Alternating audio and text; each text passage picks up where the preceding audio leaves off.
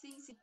É, eu queria que vocês comentassem o impacto da desigualdade no acesso à internet no Brasil e a concentração de renda, né?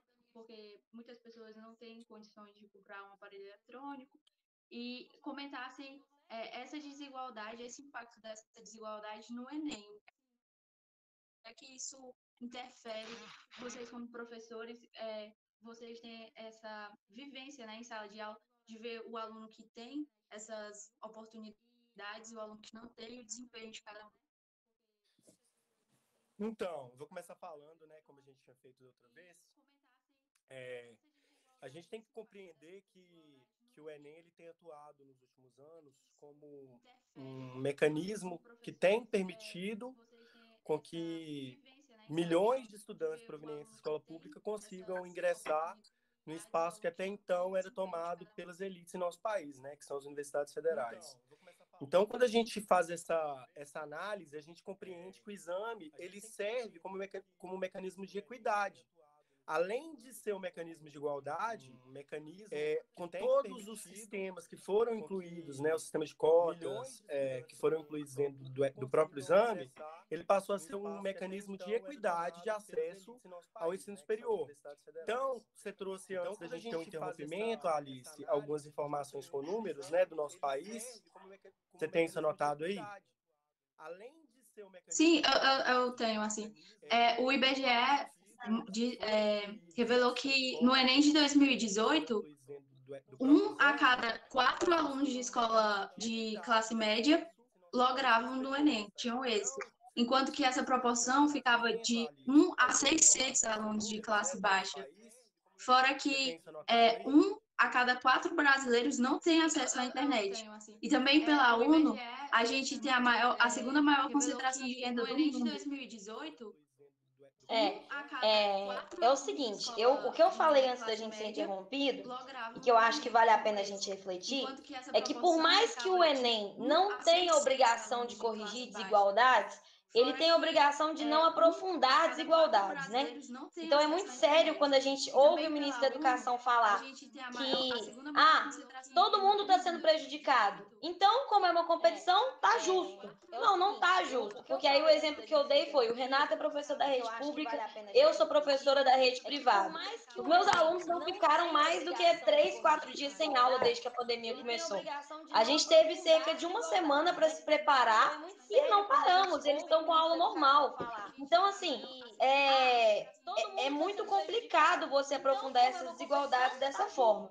E aí, a Alice tinha feito um comentário muito interessante, que eu não sei se saiu para vocês, sobre como que as histórias aquele menino pobre que passava fome, estudava na luz do metrô de madrugada, passou em medicina na Federal, e como que essas histórias são vendidas, e qual que é a problemática por trás disso. E aí eu falei sobre a glamorização desse martírio, e que ninguém deveria ser mártir, né? E é muito complicado, porque se você não nasceu com veia para ser mártir, então você vai ter que ser fadado ao fracasso. Eu não tenho veia para ser mártir. Acho que ninguém aqui tem. Você tem veia para mártir, Renato? Não. Você tem, Alice? Provavelmente ninguém Não, eu prefiro...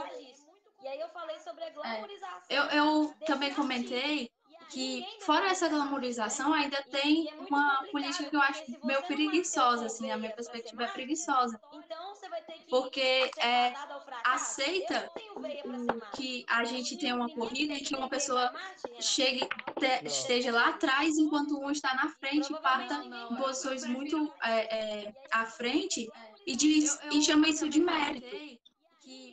Enquanto a gente não tem uma equalização das oportunidades, né? É porque sucesso acadêmico tem a ver com oportunidade, não com trabalho duro. O trabalho duro por si só, ele não consegue fazer com que as pessoas atinjam lugares de liderança, objetivos que tenham na vida, na parte acadêmica.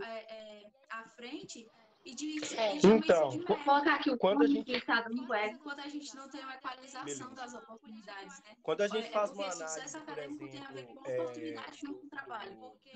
como você apresentou anteriormente, Fazer com que as do pessoas perfil das pessoas que atingem, lugares de liderança, conseguem chegar no ensino objetivos que superior tenham na vida, através do na Enem, parte a gente já vê a acadêmica. partir desse ponto enquanto o exame ele ainda é individual. Eu falo no ano normal, que não é de pandemia, quando a gente não tem o problema com os alunos de afastamento da escola.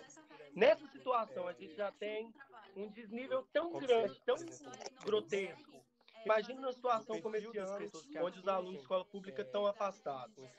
Eu trouxe informação que é aqui de Minas, da rede estadual aqui, por exemplo, que é onde eu trabalho, e o que eu tenho acompanhado pela imprensa, é que em grande parte do país, os alunos de escola pública estão afastados das escolas, nem por teleaula, não está tendo nem teleaula. Então, assim, o que a gente tem que ter como consciência é que a gente não pode se usar como parâmetro para achar que a realidade do outro é igual à nossa.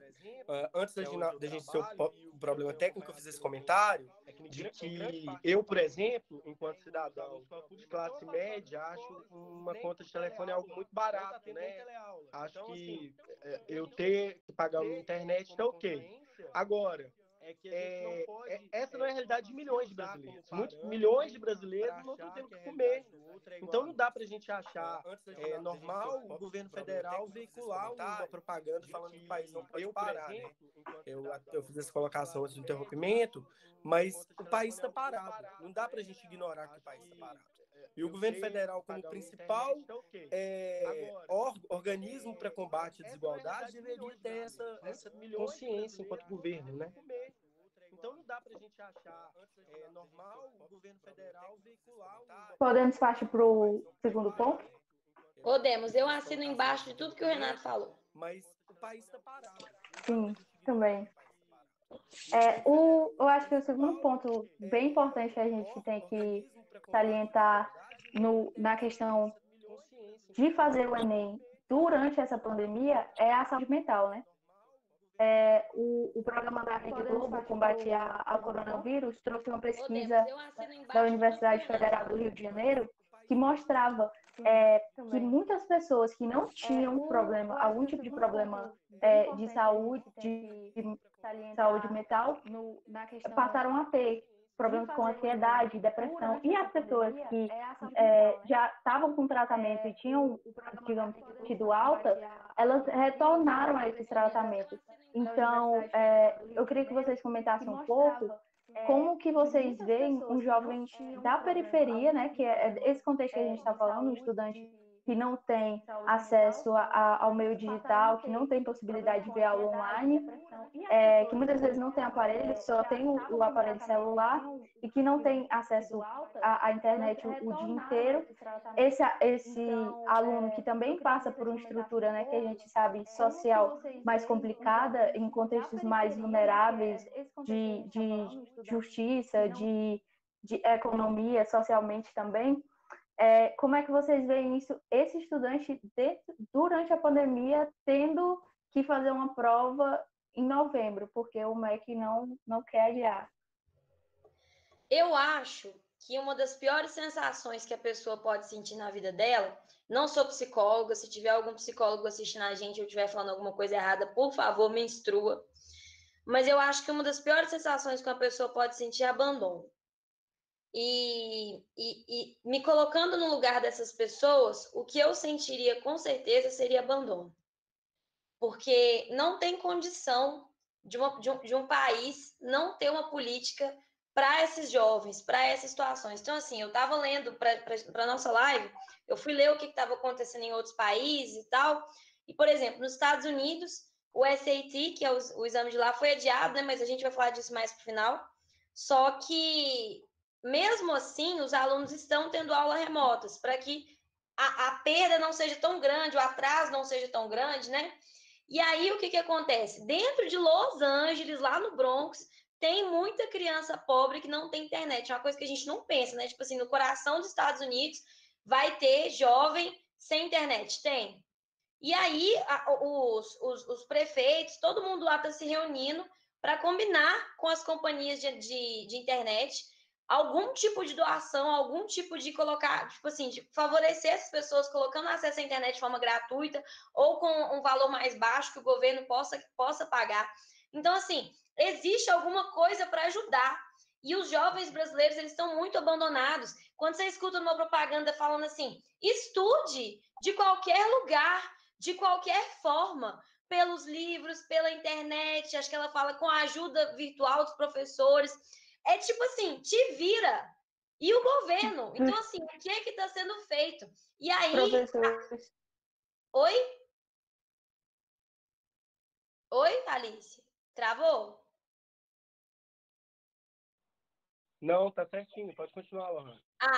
Então, mas e aí, com essa sensação de abandono, vem uma questão mental mesmo muito séria. Eu vi vários relatos de pessoas que já desistiram do ano, porque já falaram que não tem condição de terminar o ano letivo dessa forma e muito menos prestar Enem. Então, eu acho, Renato, não sei se você vai concordar comigo nisso, mas eu acho que a gente vai ver uma evasão nesse Enem desse ano. 5 milhões de inscritos, não sei não, viu? Concordo, Lohane. Eu acho também que esse ano a gente vai ter um número bem grande na evasão do Enem. E reforçando o que a Alice trouxe de saúde mental, a gente tem que repensar a nossa situação um pouquinho lá atrás, no meu caso, há uns 16 anos, 15 anos atrás, né, quando eu era adolescente. O adolescente ele tem uma fragilidade emocional natural, né? Então, você já tem várias pressões, ainda mais o adolescente que provém de periferia, que é aluno de escola pública. A nossa pressão, ela não é só para estudar. Aliás, eu acho que a maior pressão para esses alunos é arrumar um trabalho quando chegar aos 18 anos.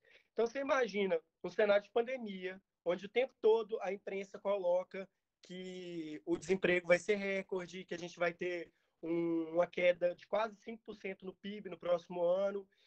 Imagina a situação de uma aluna que está no terceiro ano do ensino médio vendo isso e ainda ter que pensar que tem que preparar para o Enem sem condições. Então, assim, como fica a saúde mental desse aluno?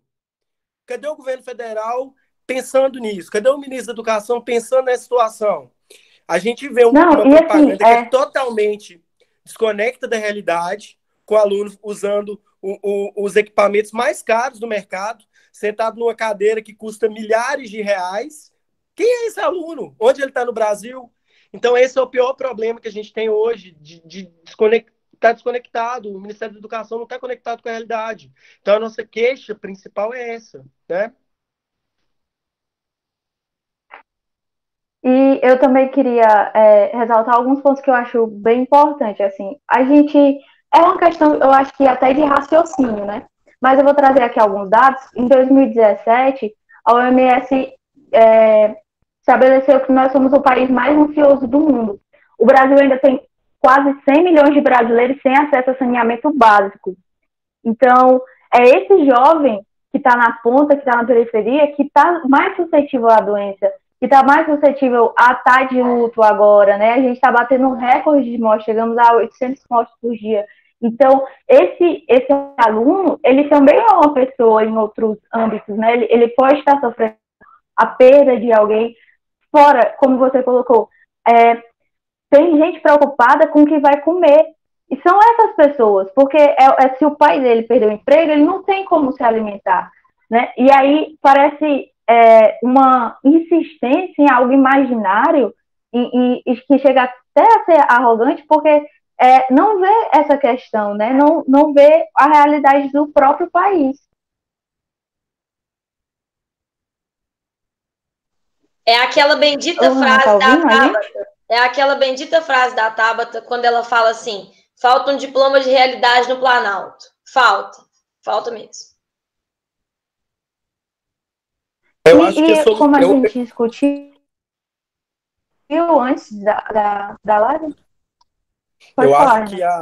Eu acho que a solução para o nosso país, enquanto nação, enquanto pensamento coletivo, é a empatia mesmo. É a gente pensar no mais vulnerável.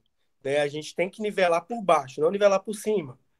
O parâmetro, ele não tem que ser o aluno que consegue, tem que ser o aluno que não consegue. Então, como a gente já falou e repetindo, sem ser redundante, a gente tem um governo federal que pode ser o principal combatente a essas desigualdades. Por isso que a gente pega tanto no pé do Ministério da Educação, porque ele é responsável por isso. E o ministro, infelizmente, ele fomenta a ideia de que tem que ser e que o Enem não é um instrumento de combate às desigualdades. É a fala do ministro, né? E assim, o mais preocupante também é que não é uma política propositiva, né? Não chega e diz, olha, como a Lohana falou, já que a gente está diante dessa situação, a gente vai tomar tais e tais medidas. Não existe isso. E assim, passando por cima mesmo, dizendo, olha, vocês vão ficar para trás. Eu sinto muito que você não tenha um computador com internet, mas a gente vai fazer a prova na mesma data, sem considerar nenhum ponto e sem considerar que nós estamos passando pelo maior desafio sanitário, social e econômico do século, né? Mas a gente isso, pode Alice, passar para outro ponto? Isso, só antes, eu vou só falar uma última coisa. Isso é porque Pode sim. O que o governo federal quer? O governo federal quer pressionar os governadores. E aí, o que o governo federal quer fazer? Olha, tem que voltar à escola, porque o Enem vai ser mantido. E manter o Enem é um sinal de normalidade. Se tem Enem no ano, é aquilo, né? Tá tudo bem, tá tudo normal. Não ter Enem é uma coisa que faz com que todo mundo fique alerta. Mas eu acho que morrendo 900 pessoas por dia, a gente já devia estar alerta, né? Mas, enfim, eu acho que isso é para se encaixar numa narrativa. A coisa tá tão... Não existe um projeto de país, não existe um projeto de Estado. Existe uma sanha incansável de encaixar o Brasil numa narrativa política. E aí, para fazer isso, eles vão ignorar tudo e correr atrás dos sinais de normalidade. E aí eles pegam esse tipo de coisa, tipo, vai ter Enem. Então é isso. E assim, né, o ministro leva muito para o lado de que isso é uma ideologia, mas não é uma questão apartidária, é uma questão que vai para o lado de direito cidadão, de exercício da democracia, né? E se fosse qualquer outro governo fazendo a mesma coisa, estaríamos aqui na mesma live, com os mesmos pontos, mostrando, parece um pouco fora da realidade, porque a gente parece que está mostrando a realidade do país para aqueles que deveriam estar representando. Perfeita colocação, Alice, exatamente. Alô? Tá ouvindo a gente? A gente falou que foi perfeito com você. Agora a gente vai falar como a Alô. Obrigada. Eu vou ficar sem graça na live. E a gente, retomando aqui um ponto que a Lohana trouxe, dos outros exames, né? Do Brasil, mais uma vez, está persistindo e na contramão daquilo que a comunidade internacional está se unindo para dizer. A gente faz isso com a OMS, na questão do coronavírus, né? Parte federativa, e está fazendo isso com o Enem também, como a Lohana citou, o SAT foi cancelado, adiado. Eu queria que vocês comentassem um pouco sobre isso, assim, da gente estar num país importante, a gente é um país absolutamente importante na América Latina e um dos países mais desiguais, mas também mais ricos dos emergentes, e na contramão daquilo que a comunidade internacional está colocando. Então, eu vou só explanar rapidinho, depois eu passo a palavra para a Lohana, que eu acho que ela vai ter propriedade mais para falar sobre isso. Mas, como você colocou, Alice, o Brasil é um país que ele tem uma liderança na América Latina, uma liderança estratégica. O Brasil está entre as 10 nações mais ricas do mundo, assim. E o governo, ele cria alguns inimigos imaginários, né? O governo, ele briga com ele mesmo. Para quem tem um pouco mais de noção política, vai compreender, por exemplo, que o governo não está tendo uma oposição atuante. As crises que têm sido geradas pelo próprio governo. Então, tem se levado tudo para o campo ideológico. Mas tem coisa que não dá para admitir, gente. Educação, quando a gente fala de educação, a gente está falando de direito constitucional. Todo mundo tem direito à educação pública gratuita e de qualidade. Então, quando a gente fala disso, a gente não dá para misturar com ideologia. A gente está tentando ser voz para aqueles que não têm voz no nosso país.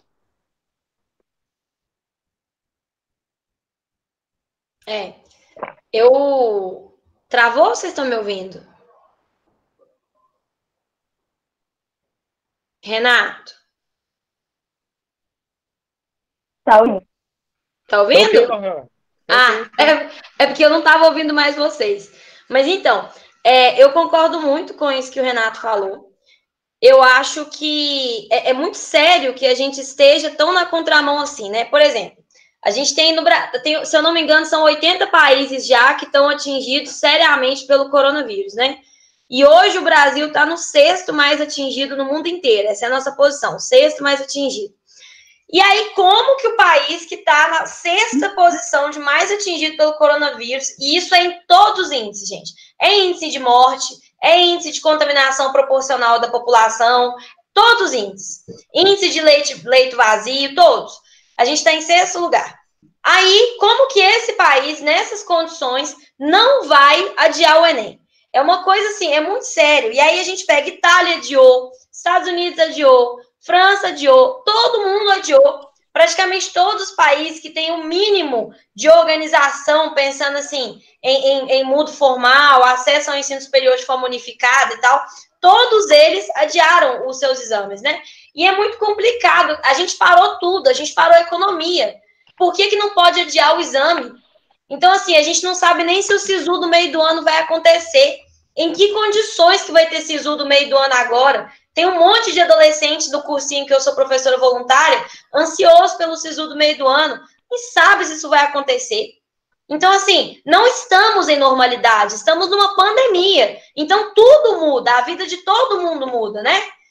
Então, eu acho que, assim, é muito sério que a gente esteja nessa posição que você falou, Alice, de um dos poucos países. Hoje, o presidente, naquelas entrevistas que ele dá na saída e entrada do Planalto, ele falou que existe a possibilidade do Enem ser adiado um pouquinho para frente. Não lembro se essas foram as palavras exatas, mas eu lembro que ele falava exatamente que era um adiamento pequeno. Eu acho improvável, porque se o Enem vai acontecer ali outubro, novembro, muda para dezembro, início de janeiro, fim de janeiro, não é isso que vai mudar radicalmente a vida do jovem brasileiro, né? Até porque janeiro é férias, a gente fica sem férias, tudo bem, reorganiza o calendário escolar, vamos dar um jeito, mas não dá para fingir normalidade no meio de uma pandemia, porque senão a gente vai ficar igual o violinista do Titanic. Hoje, o Ministério da Educação no Brasil é um grande violinista do Titanic. Ele fica lá tocando violino enquanto o navio está afundando e o povo não tem barco, o povo não tem bote, quem é rico está se salvando e quem é pobre afunda junto com o navio. E também falando no desrespeito, né, com as vítimas do coronavírus, né? Você pensa que a gente já está caminhando para o número de milhares de mortes por dia? E o governo está vinculando uma propaganda falando que o país não pode parar. Onde está o respeito com os familiares dessas pessoas que são cheias de história, que eram cheias de sonhos? Onde que está, né? E assim, né, mortes que estão acontecendo, em sua maioria, dentro dessas regiões em que estão esses jovens, né? Porque o índice de letalidade dentro dos bairros periféricos é muito maior. Tanto por uma questão de dificuldade de manter esse isolamento, por questão econômica, né? Então, é aquela pessoa que está, de fato, suscetível a perder o emprego, que não pode ficar em casa, e tanto por uma questão do saneamento, que a gente já colocou aqui. Exato. E eu acho que é muito preocupante, porque, assim, quando a gente olha para a educação e vê o Brasil como está, a gente tem uma política, uma agenda ainda muito atrasada, né? Porque a gente ainda tem que garantir creches, sabe? A nossa educação básica ainda é muito deficitária, a gente tem milhões de analfabetos funcionais, a gente tem um déficit muito grande na educação básica, e na superior a gente já consegue alguns lugares de destaque, assim, de pesquisa, mas que estão sendo sucateados, né, assim, de forma sequencial e abrupta mesmo, truculenta. E também o Brasil tirou do plano plurianual os 17 objetivos da ONU, cujo, se eu não me engano, o segundo é garantir a educação de qualidade, né? Então, que tipo de país a gente está querendo se desenvolver? Qual é o tipo de educação que a gente quer entregar?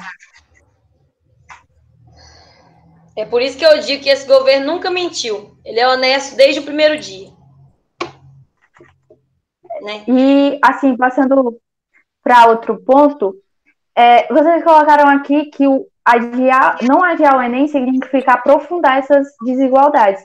No projeto de lei, que eu vou pescar aqui o número, 167, se vocês quiserem acessar, é só colocar. Não, o projeto de lei é PL 1277/2020. E aí é um projeto de lei que fala do adiamento do Enem, e também tem um projeto de decreto legislativo de número 167/2020, para quem quiser acessar. E lá eles também colocam isso como argumento de que, olha, se a gente continuar com o Enem, vai aprofundar essas desigualdades, né? E a gente já trouxe aqui esses dados, mas eu queria que vocês colocassem um pouco o quão, assim, como olhar de professor, o quão aprofundar isso seria, assim. A gente teria um ensino superior, né, reservado a quem, de fato, tem elevação financeira, né? Renato, quer começar? Posso começar, Ló. Eu acho que o governo federal, como a gente já colocou aqui, ele tende a tornar tudo muito ideológico, né? E ele, não sei porquê, mas isso eu acho que não deveria ser nem pauta de direita, de esquerda aqui no nosso país, mas eles colocam como se quem carregasse as bandeiras de acessibilidade e ensino superior fosse a esquerda, que ideologicamente falando são a oposição ao governo federal.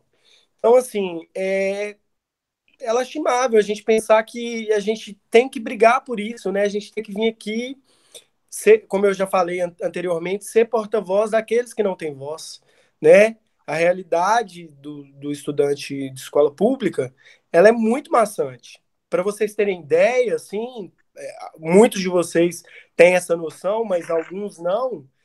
A merenda da escola para esses alunos é a principal refeição do dia. Então a gente está falando dessa gente. A gente está falando do direito dessas pessoas de terem uma perspectiva de melhoria de vida. Eu me uso como exemplo porque eu consegui acessar o ensino superior através do Enem. Lá atrás eu era estudante de escola pública. Eu sei as dificuldades que eu passei para chegar até a universidade. Então, assim, foi graças a mecanismos que foram criados para que eu chegasse nesse espaço. E melhorasse a minha qualidade de vida. Foi um direito meu isso. E eu queria que esse direito ele fosse compartilhado com milhões e milhões de brasileiros que pudessem ter uma ascensão e uma melhoria de vida através da educação. E, mais uma vez, friso naquilo que o ministro da Educação disse. A educação, ela é a melhor forma de combater as desigualdades. Não existe mobilidade social se a gente não oferta uma educação menos desigual. Porque o que acontece? O que a gente vê muito, e, de novo, eu sou professora da rede privada, mas eu consigo ter algum acesso de desigualdade quando eu vejo a realidade do meu aluno bolsista para o meu aluno que não é bolsista. Quando o aluno, os alunos têm uma realidade dentro de casa muito diferente, como que é a vida doméstica de cada um deles. Só que aí o que acontece? O aluno que tem, mesmo o aluno que não tem livro dentro de casa, que não tem pais com hábito de leitura, pai que não tem ensino superior, às vezes o pai não tem nem ensino médio completo, o pai parou no ensino fundamental.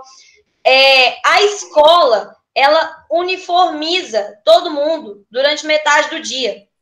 Durante metade do dia, a escola funciona como se fosse mesmo uma régua. E ela coloca todo mundo ali sendo ofertados as mesmas oportunidades dentro daquele ambiente. Então, assim, o aluno sem a escola, ele perde isso. Então, os alunos que já estavam num ambiente mais desigual vão ficar afundados lá. Os alunos que têm pais mais instruídos, que têm uma biblioteca em casa, que têm um espaço próprio para estudar, que têm um computador, isso não substitui professor ainda não substitui, mas ele está na frente, Então, assim, quando você tira a escola da realidade, você tira essa coisa que nivela os estudantes, porque o aluno que não tem acesso e o aluno que tem acesso, durante as 5 horas do dia que ele fica dentro da escola, ele vai ter a mesma aula com o mesmo professor, vai usar o mesmo material, e, enfim, se a gente não tiver educação, a gente nunca vai ter mobilidade social, nunca, só ganhando a loteria, não tem outro jeito. A única forma de garantir que o pobre ascenda, que as pessoas tenham condições de conquistar, de alçar sonhos, condições de sonhar. A Alice falou uma coisa muito bonita comigo e com o Renato, quando a gente estava conversando para discutir o que a gente ia conversar na live, que é até melhor que ela mesma falar, mas ela falou sobre como que a educação permite sonhar. E aí ela falou especialmente sobre o Eu Acredito, como que o Eu Acredito permitiu para ela sonhar com outras coisas. Ô, Alice, eu acho que você podia até falar sobre isso. Porque, assim, a educação tem esse papel na vida das pessoas. Imagina o que é para um menino, gente, que não está tendo aula, que não tem computador, que não tem internet. O que esse menino vai sonhar? Esse menino está torcendo para a pandemia passar, para ele arrumar um emprego de caixa de supermercado, com todo respeito aos caixas de supermercado. Mas ele tem que ter a oportunidade de ter mobilidade. E esses meninos não vão ter. É uma coisa que eu enxergo muito, uma frase do Durkheim, um pensamento, na verdade, que ele vai falar que a sociedade é como um organismo vivo, né? Em que cada parte trabalha para a harmonia do todo. E eu vejo muito isso numa equidade da educação, das oportunidades, porque não adianta esse menino que tem biblioteca em casa, que está diante de perspectivas, e aí eu entro nessa questão de sonhos, porque não adianta que essa pessoa almeje entrar em Harvard com 19 anos, e quando ele volta para o Brasil, para o país dele, não pode andar na rua com celular, sabe? Não pode ter um espaço urbano que seja seguro, não pode ter, sabe, serviços públicos muito bons, porque a gente vai entender. Eu acho que quanto mais a gente equalizar a educação, mais as pessoas vão entender que serviço público é para todo mundo, né? E a gente tem muita ideia de que aqui no Brasil de que serviço público é para quem não tem dinheiro. Então é feito com menos qualidade, porque ninguém vai cobrar que não está pagando, sabe? Mas quando a gente tiver esse empoderamento, e aí eu falo da educação, e aí assim, um relato mais pessoal. Meu padrasto trabalha na Aldeota e eu moro no Siqueira, que é a parte mais periférica de Fortaleza. E aí eu atravesso os dois lados da cidade numa noite quando a gente vai deixar ele, porque a gente sai, atravessa a ponte do Bom Jardim, que é um bairro extremamente vulnerável socioeconomicamente, e a gente vai para a Aldeota e vê, sabe, as pessoas, e eu tenho muito esse choque de perspectivas, e aí eu acredito me deu essa oportunidade de quando eu entrei, que é falar com pessoas que, sabe, tem perspectiva para o país, são pessoas que acreditam que de fato a ação delas pode ser importante, né? Que veem política como uma ferramenta de transformação, não como uma coisa segregada para poucas pessoas. E aí foi falando com o Ítalo, por exemplo, que é líder aqui, o Lan, vendo o próprio exemplo da Tabata, de vocês, assim, eu gosto muito de conversar, eu conversaria com vocês o dia inteiro, porque são pessoas que de fato têm não só a simpatia, mas conseguem, por exemplo, fazer com que a gente pense, poxa, o Ítalo estudou é um menino que saiu da Barra do Ceará, estudou no mestrado, passou um dos mestrados mais difíceis da China, se eu não me engano, ele foi o primeiro brasileiro a passar nesse processo. Então, isso traz para mim, eu acho que, assim, é aquela frase eu sou apaixonada por frase, mas, assim, Nelson Mandela fala uma coisa que diz assim: a educação é a arma mais poderosa que se pode usar para mudar o mundo. E todos os países, não tem um país sequer que não acredite nessa máxima, que é através da educação, é na sala de aula que as mudanças vão acontecer, é através das pessoas, né? A gente precisa investir não só na parte acadêmica, eu acho que é uma coisa que a Lohane frisa muito, o Renato também ver o aluno como um todo, ver aquela pessoa no contexto dela, com os sonhos dela, e é muito difícil, eu tenho 17 anos, e eu olho para os meus sonhos e eu vejo pessoas da minha idade, do meu bairro, que, sabe, não ousaram, assim, não imaginam que, sabe, parece um pecado sonhar com uma universidade, sonhar com um doutorado, sonhar com, sei lá, viajar para fora, sabe, é coisa. Como é que eu vou me dar o luxo de pensar assim, se na minha casa tem gente que passa fome, e eu deveria estar pensando trazer renda para essa casa? Eu acho que falta uma percepção no Brasil, que é uma coisa muito séria, e tem a ver com o que você falou, de que as pessoas têm uma noção no Brasil de que o que é público é para quem não tem acesso. A gente não tem uma noção de que problemas coletivos se resolvem com soluções coletivas. E eu sempre falo isso, dando um exemplo dos anos 2000 e a ascensão dos planos de saúde. Porque plano de saúde era coisa de rico. Quem tinha carteira assinada tinha o NPS, aí veio o SUS, aí todo mundo foi abraçado pelo SUS, E aí, beleza. Anos 2000, boom econômico, todo mundo começou a ir para o plano de saúde. Todo mundo não, aquela faixa de 25% da população que tem mais dinheiro. Beleza. E aí veio a crise econômica. Com a crise econômica, os planos de saúde, eu tinha esses índices de cor, só que agora eu esqueci porque eu não pensei que a gente ia acabar falando disso. Mas os planos de saúde, eles perderam muitos usuários desde 2016. E aí, para onde que esse usuário de plano de saúde vai? Vai para o SUS. E aí, como a gente não se preocupou, como a gente não teve a menor preocupação com o SUS durante esses anos, porque a minha família é um exemplo disso. A minha família, todo mundo tinha plano de saúde. Com a crise, todo mundo perdeu o plano de saúde, a gente paga o plano de saúde agora só para os idosos da família e para as crianças da família. Ponto. É assim. E aí, se a pessoa, por exemplo, eu, da minha idade, alguém da minha idade na minha família fica doente, vai para o SUS. Mas ninguém preocupava com o SUS. Ninguém achava que as pessoas foram vendo o SUS sendo sabotado por anos e anos e perdendo leite por anos e anos. E aí vem um problema que tem raiz coletiva, como é uma pandemia, para mostrar para a gente que não existe isso. Não, a gente vive numa sociedade. Os problemas coletivos são resolvidos com soluções coletivas. E educação é uma dessas questões. Porque não existe um Enem para os estudantes da rede privada e um Enem para os estudantes da rede pública. Até porque o acesso é para as universidades públicas. Então, tem que ser pensado em uma solução que ajude todo mundo. E se os estudantes da rede privada são de 10% a 15% do número total de estudantes do Brasil, que essa é a realidade, então eles vão ter que esperar um pouco para que os que estão correndo lá atrás cheguem pelo menos mais perto. Perfeito. Eu vou colocar só aqui uma pergunta que é da Natália. Ela diz assim: além de todas as dificuldades de acesso à educação durante a quarentena e dos problemas de saúde mental, nem sabemos se em novembro já será possível promover aglomerações. E todos nós sabemos que a realização do Enem sempre gera aglomerações. O que vocês pensam sobre isso? E são duas perguntas, na verdade. A outra é: vocês acham que o adiamento do maior sistema de aprovação no ensino superior pode ser um tema de vestibular futuramente? Quem? Preocupada aqui. A Natália. Natália, obrigado por participar aqui da live com a gente.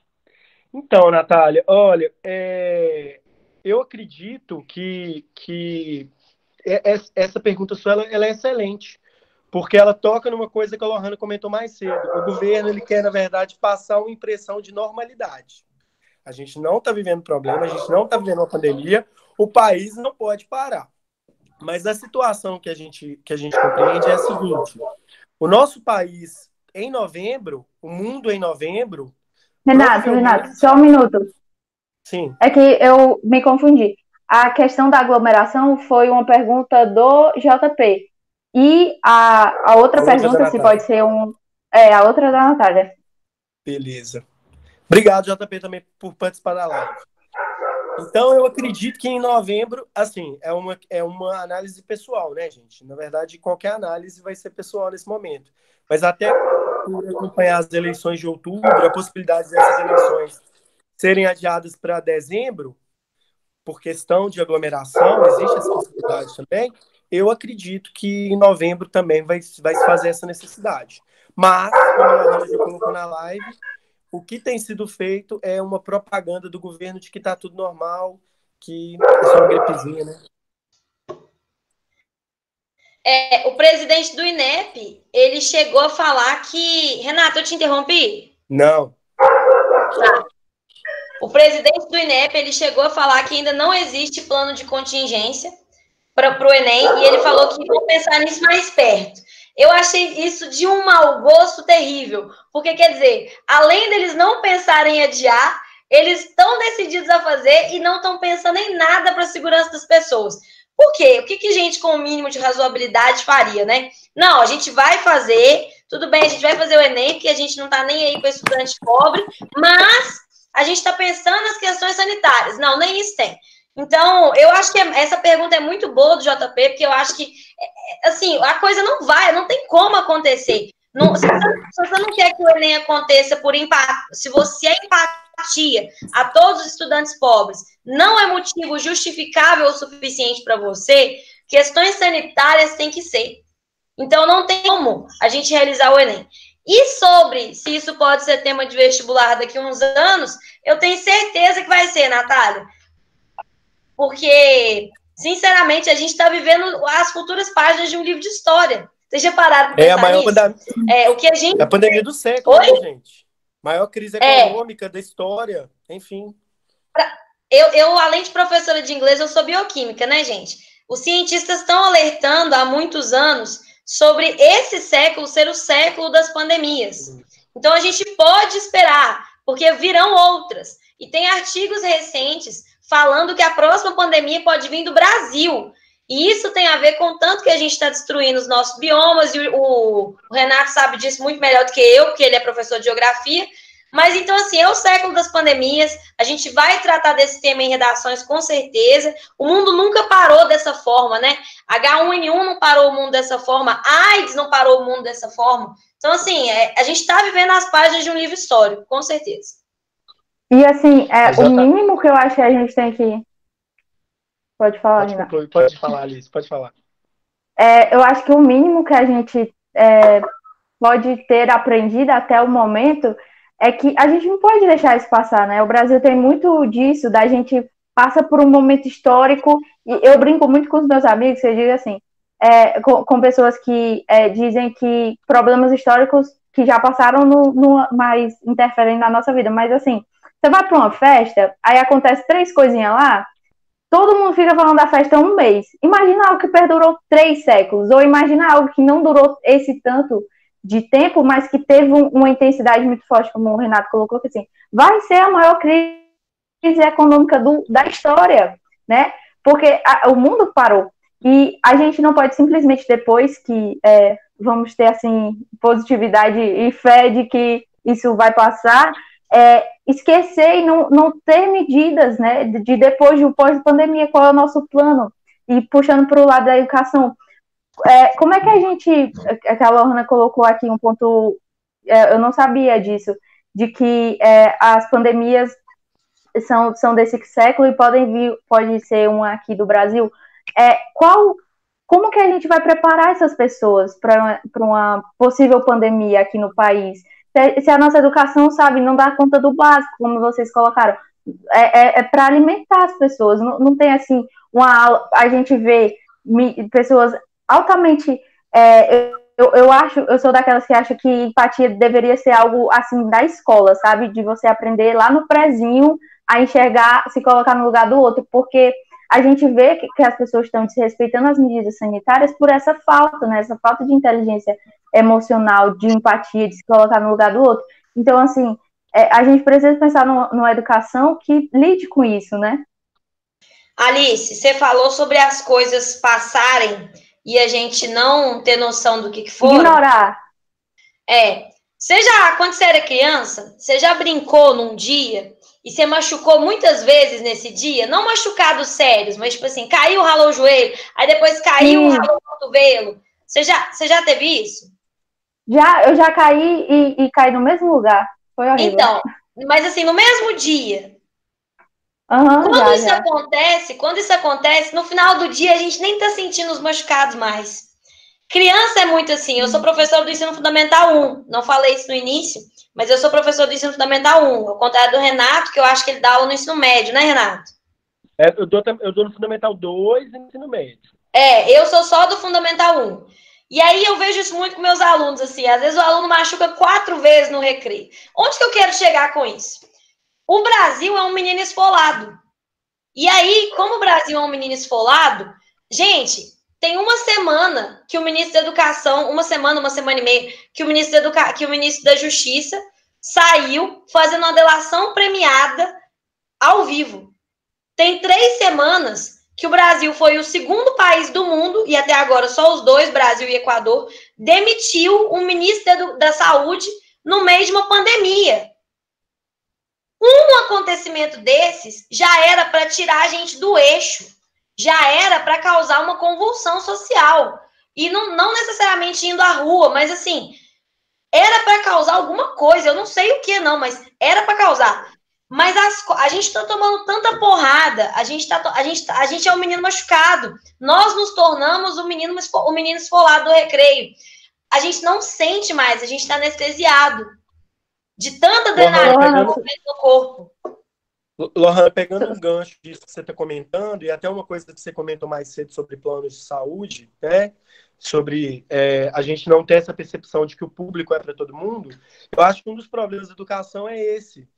As elites, até os políticos, né? Político, de um modo geral, no nosso país, ele se colocaria como elite por causa do salário, né? As elites em nosso país, elas têm os filhos no sistema particular. Então, talvez eles não pensem na situação da escola pública, porque não atinge eles. E aí vai no que a gente estava falando, acho brilhante, Alice, você falar sobre empatia. Porque eu sempre costumo dizer que empatia muda tudo. E dentro da política, principalmente, quando a gente fala de empatia, na política deveria ser um fundamento. A gente tem que se colocar o tempo todo no lugar do outro, enquanto político. Então, eu acho que o principal problema... Sim, o principal problema que a gente tem no nosso país em relação à escola pública, e esse problema ele é problema de décadas de falta de investimento na base, o principal problema é que esse problema não atinge as elites. Porque se atingisse as elites, estaria diferente.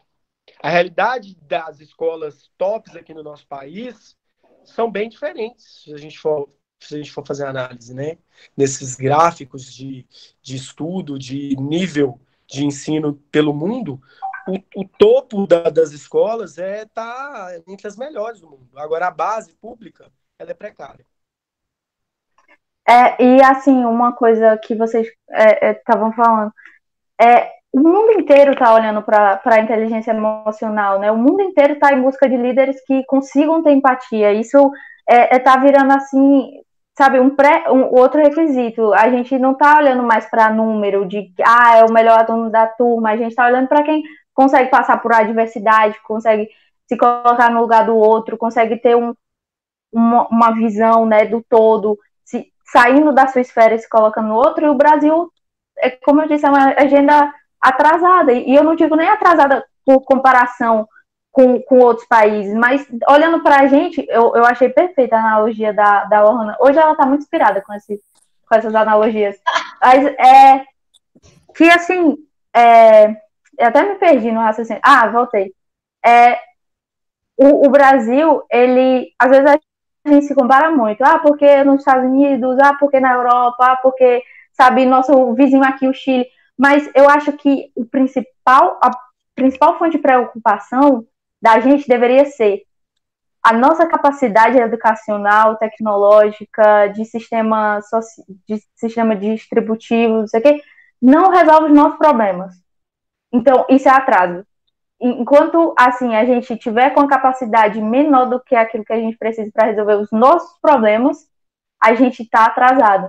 Né? Porque se a gente fosse colocar em comparação com outros países, como eu disse aqui agora, outros países estão olhando já para a questão de empatia. E a gente ainda não saiu se você não tirar 10 em matemática, você é um aluno que está atrasado, está por fora. Eu vou ver se tem mais perguntas aqui.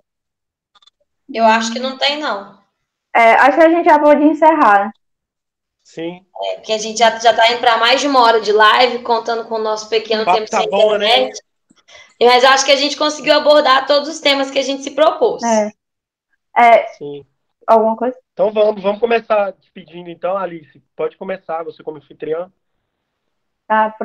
Gente, foi ótimo. Acho que vocês gostaram tanto quanto eu de ouvir assim 2 professores, dois membros do Acredito, estão muito engajados, estão olhando para o que está acontecendo no nosso país. Eu acho que é uma fonte também de respiro, sabe? Tem gente que está se importando, como a Lohana falou, não estamos completamente abandonados, existem pessoas que estão aí na luta, o Renato como professor, e assim, foi ótimo. Eu acho que a gente conseguiu explicar de fato qual a necessidade de retirar o Enem. Não é por uma questão de preguiça dos estudantes, não tem a ver com o mérito, tem a ver com distribuição de oportunidades, tem a ver com respeitar a realidade dos outros e tem a ver com entender que é a educação que vai transformar esse país e a gente não pode usar ela de partido, a gente tem que ver ela com seriedade e responsabilidade para todo mundo. Que se encerra. Parece que chegou mais uma pergunta aí. Tem mais uma O pergunta. JP acabou de mandar que chegou mais uma pergunta. Eu tô... Aqui. Eu sou afetuosa, eu não importo de despedir 3, 4 vezes. Eu também. Eu tenho dificuldade de desapego. Quero ficar nessa live aqui para sempre. A Aline que perguntou. Aline, se elegemos os governantes para gerir as questões sociais e diminuir o disparate socioeconômico entre a população, por que por pergunta da Aline Pereira? Eu acho que ninguém avisou os eleitos que essa é a função deles. Sinceramente. Sinceramente, parece que eu estou fazendo piada porque eu falei rindo, mas é muito sério. Eu acho que ninguém avisou para os nossos eleitos que essa é a função deles. Eu acho que tem gente que acha que gerir um país é gerir uma empresa. E aí, essa coisa do perfil de gestor, que foi muito vendido na eleição de 2016, na eleição de 2018, me incomoda muito. Porque é muito importante que as pessoas pensem em eficiência quando a gente está falando do serviço público. Com certeza. É um debate importante porque a gente está tratando do dinheiro meu, do meu dinheiro, do dinheiro do pai do Renato, do dinheiro da moça da limpeza da faculdade. Beleza, a gente tem que falar de eficiência. Mas é diferente. Quando a gente está trabalhando com serviço público, a gente tem que pensar em equidade. A gente tem que pensar em dar para as pessoas na proporção do que elas precisam para todo mundo ficar mais ou menos igual ali. Que igual nunca vai ficar, né? A distância da corrida sempre vai ser diferente. Mas como que a gente pode fazer com que alguns não tenham que correr uma maratona, enquanto alguns estão correndo 100 metros rasos, né? Então, eu acho que essas pessoas não têm noção do que eles têm que fazer lá. Eu acho que nunca existiu projeto, falando especialmente do governo atual. Todo mundo já percebeu que eu sou bem crítica em relação ao governo atual, eu não escondo isso. Mas, assim, quando a gente abre lá, por exemplo, eu li o plano de governo, lá tá lá, corrupção, acabar com a corrupção. O que é isso? Qual que é a métrica? A gente vai fazer como? Desigualdade social. Não tinha um negocinho lá, tipo, subir 5 posições no índice de Gini, que é o índice de desigualdade social, através das ações X. Não tinha nada disso. Então, essas pessoas não foram eleitas para isso. Eles não acham que eles têm que fazer isso. E talvez nem o povo que votou acha, ou não teve noção da complexidade da decisão que estava tomando. O que você acha, Renato? Então só para eu corrigir aqui, é a Alana Pereira, inclusive é a minha mãe, que ela mandou uma pergunta e como a gente não tá vendo, né, aí acabei errando. Pode falar. Beleza. Alana, então, eu penso que a política também é um espaço que ainda é tomado pelas elites também. E aí vai lá naquela questão que a gente estava falando aqui mais cedo, né, que falta empatia para o brasileiro de modo geral, ainda mais quando ele é elite. Então, um político, ele não conhece a realidade do povo, ele desconhece aquele trabalhador que acorda 5 horas da manhã para pegar um ônibus, para não chegar atrasado no trabalho, que ele pega serviço às 8, ele não sabe o que é isso, ele acha isso muito abstrato. Então, o que a gente precisa fazer enquanto eleitor é colocar pessoas que nos representem, que tenham vivência do que a gente vive. Eu falo a gente, nós, cidadão médio brasileiro, que passa perrengue, que tem mês que tem aperto financeiro, que às vezes atrasa o trabalho por causa de transporte público. Eu falo especificamente desse público. Eu não voto em quem eu não me vejo. Isso é uma decisão muito séria que eu tomei no meu primeiro voto. Se eu não consigo me ver na pessoa, eu não voto. Então, assim, eu acho que é muito importante. Essa coisa da representatividade, ela é muito vendida de uma forma romântica, às vezes. Tipo, representatividade. Como se fosse, só por ser mulher vai ser boa, só por ser negro vai ser bom, só por ser deficiente físico vai ser bom. A questão não é essa. A questão é ser alguém que sabe, gente, eu vou ser muito informal no que eu vou falar, mas a questão é ser alguém que conhece seus BOs, que sabe, igual o Renato falou, que sabe o que é pegar um ônibus lotado às 5 horas da manhã e sabe que a gente precisa repensar nossa política de transporte público. É ser uma mulher que sabe o que é ser mulher no Brasil. Tudo que a gente passa. A minha cidade, por exemplo, trazendo para um contexto muito bem menor, né, mais específico, a gente tem 17 vereadores e só uma é mulher. Aí tem aquela casa de atendimento à mulher que o governo federal disponibiliza para mulheres que foram vítimas de violência. Lá em Nova Serrana, que é uma cidade aqui do lado, tem menos da metade do número de habitantes de Divinópolis, tem uma casa dessa. Divinópolis não tem. Será que a nossa falta de representatividade feminina na política não tem peso nisso? É claro que tem. É claro que tem. Então, assim, vota em quem sente suas dores. Vota em quem tem que resolver BOs parecidos com os seus. Porque se a gente não fizer isso, gente, vai continuar isso aí. E assim, só para a gente encerrar mesmo, eu queria colocar isso, o que você falou. Porque assim, aqui no Ceará foi eleito um deputado estadual jovem, o mais jovem, só que assim, zero ações para a juventude. Tem que ser Zero alguém... entender o que é que a juventude do Ceará tá fazendo, tá pensando. Assim, alinhado, né, de fato, que proponha, se eu vou me eleger com o intuito de, eu estou fazendo parte do fortalecimento da democracia, da inclusão, eu tenho que pelo menos, assim, é o mínimo, representar, né, a gente está na república, governar para o público, né, para as pessoas. E assim, se você levanta isso, você tem que, no mínimo, recorrer a essas pessoas. E outro ponto que eu queria colocar é a questão da educação política. Enquanto a gente tiver um país que as pessoas não saibam o que um vereador faz, o que um prefeito faz, imaginem, não dá, assim, não vai seguir, porque as pessoas não têm noção da diferença dos três poderes, coisas básicas. Enquanto a gente não tiver uma educação política capaz de chegar em todas as pessoas, eu digo muito isso.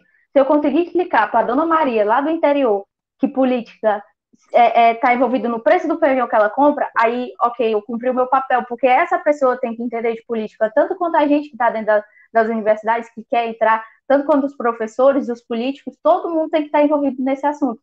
Só assim a gente vai conseguir ter, assim, de fato, representatividade, porque, como a gente falou, eu acredito que não seja nem uma questão de ignorância, assim, de não saber, mas uma malícia de saber se, mesmo que eu não vá cumprir esse papel, eu vou conseguir entrar no poder, sabe? Eu vou conseguir ocupar esse cargo, porque essas pessoas são o menino que está todo machucado, e elas não vão perceber.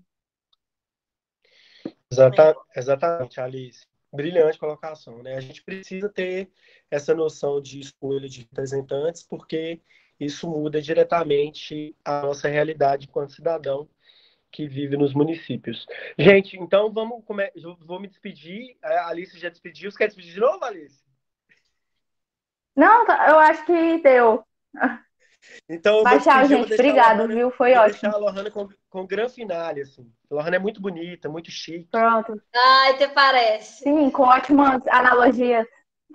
Então, gente, eu gostaria de agradecer a todo mundo que assistiu a live, a todo mundo que virá assistir, porque vai ficar disponível esse link para que vocês possam assistir.